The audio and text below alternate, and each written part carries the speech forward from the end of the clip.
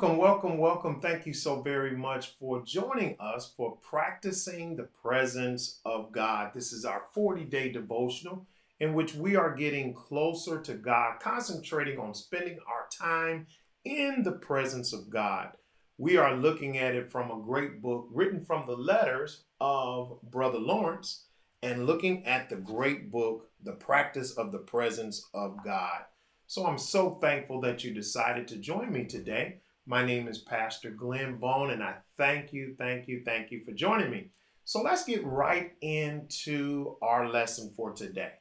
Our lesson for today is entitled, Think About Such Things. Think About Such Things. And we're going to look at two verses real quickly on that. But before we do that, I'm going to read the letter number one. This is still from letter number one from Brother Lawrence, who was a monk who wrote these letters to get into the presence of God over 400 years ago. Now, since those letters were located, they were written into a book called The Practice of the Presence of God, and we're doing a devotional from it each morning. So let me read the part of letter one from Brother Lawrence. Here's what it says. Sometimes I consider myself before him as a poor criminal at the feet of his judge. At other times, I beheld him in my heart as my Father, as my God. I worshiped him the oftest. I could keep my mind in his holy presence and recalling it as often as I found it wandered from him.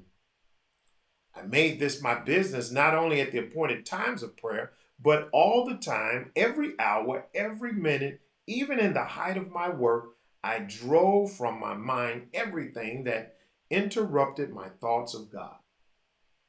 I found no pain in this exercise, yet I continued it, notwithstanding all the difficulties that had occurred.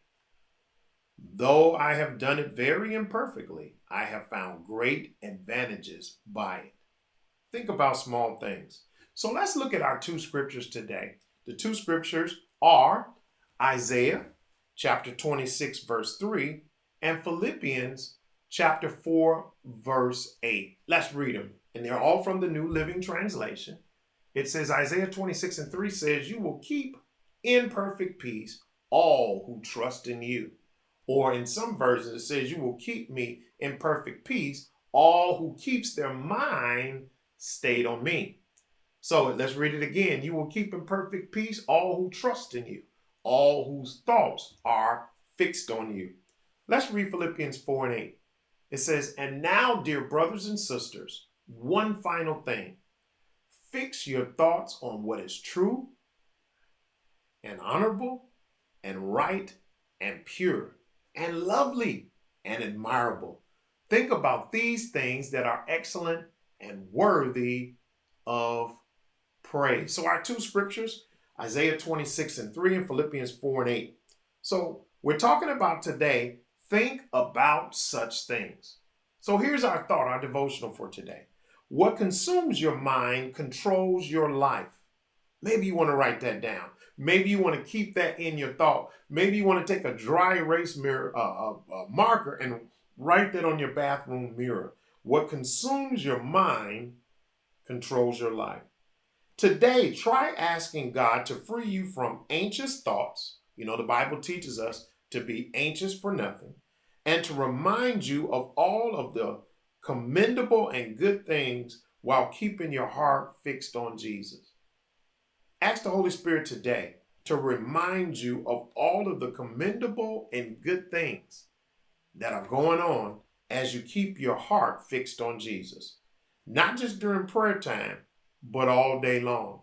Not just during your time of prayer, but all day long. So again, think about such things. That's our walk today in being in the presence of God. So again, thank you so much for joining me today. I need you to do me a favor.